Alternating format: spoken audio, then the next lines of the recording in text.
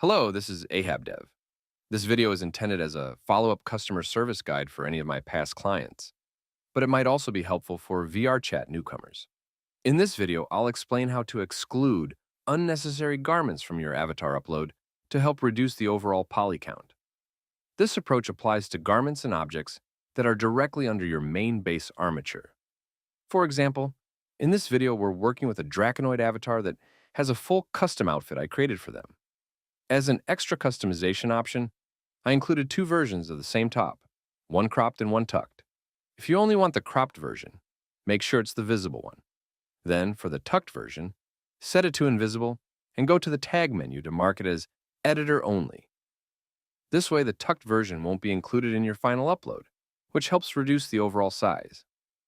If you ever want to switch back in the future, simply go to the same menu and change the tag back to untagged. Thanks for watching. Until the next one.